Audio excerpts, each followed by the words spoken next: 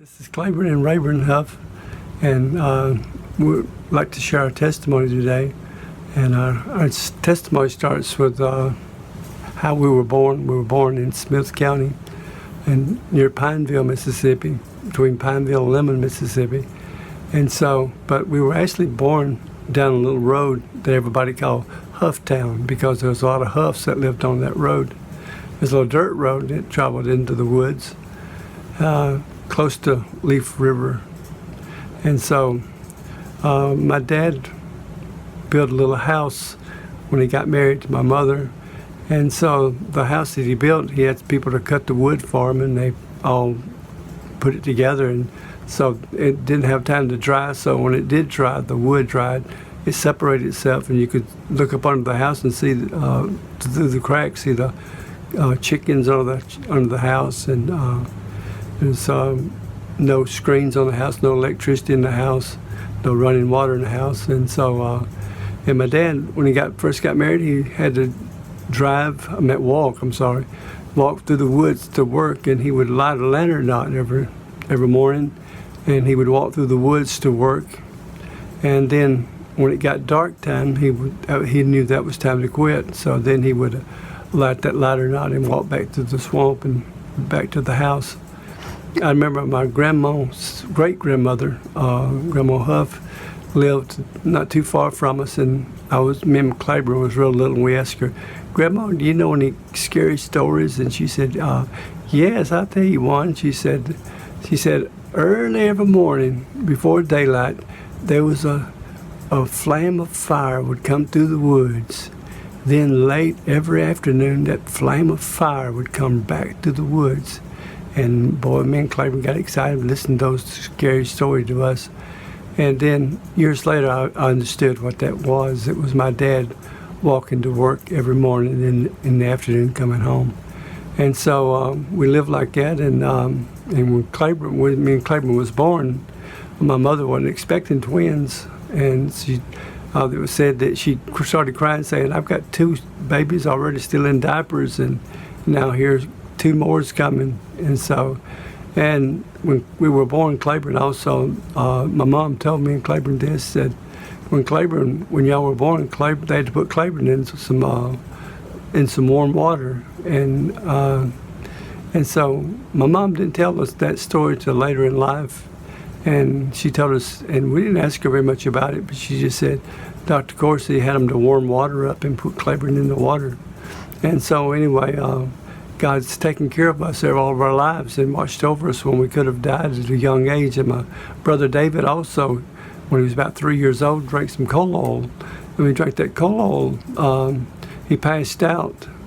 And my dad, the nearest neighbor was about three miles that had a transportation. So he ran all the way to that man's house, and my Uncle Hurston ran with him. And my Uncle Hurston gave out and couldn't finish the race, but my dad, was desperation for Dad, was running all the way to that neighbor's house. And when he got there, he drove him down to Laurel, Mississippi, to the Charity Hospital back then. And the doctor that saw my brother David said, well, if he was going to die, he would have already have died. So God's hand's been upon our family for a long time. And then a little later, my dad was able to get him a little truck that he could haul pulpwood. And I remember going to Forest. That was our place we would go to on Saturdays. My mom pick up some groceries and stuff. And so my mom would go up there, and I remember my dad would all pile in that one truck. My grandfather one time was on the back of it. There wasn't enough room up front for him, so he was in the back, and he had a hat on. My grandmother and all of them was up front. And my granddaddy looked up because he was thinking my dad's going too fast, and the hat blew off his head. And I never will forget, we all laughed about that for a long time. And but God started blessing my dad. We was able to move into a different house, and the house still didn't have electricity or running water, but we did have a well. We could get the water from there, and so that was our running water. So run, go get me some water, Mother would say. And so we had a tough time as that, but we never felt like we had a bad time, because it was just the natural way we lived, and it was a great life that we lived there. And then a little later, my dad went into business. Him and my uncle and my granddad, they all put their places up to get this loan to get a bakery. And I remember they had donuts and stuff. Me and Claiborne loved those donuts, and David and Dorothy loved them too. And so, but after that, something happened where they wasn't making enough money, and every one of them lost their places. My granddad lost his land, lost many acres down in Huff Town, and had beautiful, beautiful land down there. And my uncle lost his place. But my dad went off and started working with the oil field, and he was able to save our place. I remember coming back with my dad. My grandmother was keeping David and Dorothy there at the house while me and my twin brother would go with Mom and Dad. So it was a rough time in our lives, but yet my dad was really a hard worker and worked hard for all of us. And so then we started to get up in high school, and I'll let my twin brother take over here. Well, our high school days were a lot of fun, and we went to a little Baptist church there, that was up the road a little bit, and but we enjoyed going there. And but me and my twin, we were good daydreamers. I don't believe I ever heard a sermon that was preached, because I could always daydream, and Rayborn was too. And we were there, but we wasn't there. So we believed in the Lord. We believed that there was a God.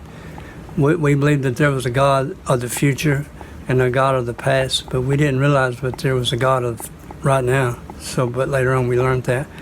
But so anyway, my brother David was playing with my sister in country music. My brother David started at a real young age playing the guitar, and then my sister picked up on the piano. And so anyway, me and my twin, we wasn't really interested in music. My dad would get us some fellows and different things, but well, we just wasn't really into that. We were into playing and doing other things, and so we didn't learn music until the Beatles came out. And then we were interested in music when we heard them. And so anyway, my brother David got me a bass and my twin a guitar. So we started playing, and then later on we had a band, and we started traveling some, and then we started playing this nightclub with these other guys that we learned. And then my brother David. He had just started. He was playing in a nightclub there in Laurel, and it was a real rough place. It was called the White House, and that place ended up getting bombed or burnt, I forget. But it was a lot of bad things going on out there, gambling. It was a lot of things that was not legally. So anyway, this man that the one they believed might have been the one that burned it down or bombed it, whatever, started a club down on the coast, toward the coast, and so he invited David to go down there, but the guys in the band, didn't want to be around that man, so David asked me and my twin if we'd play with him as David and the Giants. So we quit the band we were in, Bill Barnett and Galen Bankston, but that was our brother, and we wanted to be with him, so we went down there, and from there, we went to a club. This club owner wanted us to play at a club called the Vapors, and so we actually started there, and we ended up being the house band. We backed up a lot of Bobby Goldsboro, B.J. Thomas, and a lot of different ones back in that day. And so anyway, in 1969, I believe it was, when the storm came and it blew the place away, the hurricane. Camille. So anyway, we actually started playing different places, and we went to New York and played some. We had a booking agent up there, and we traveled a whole lot and did a lot of things. But anyway, I'm gonna turn this back to Rayborn.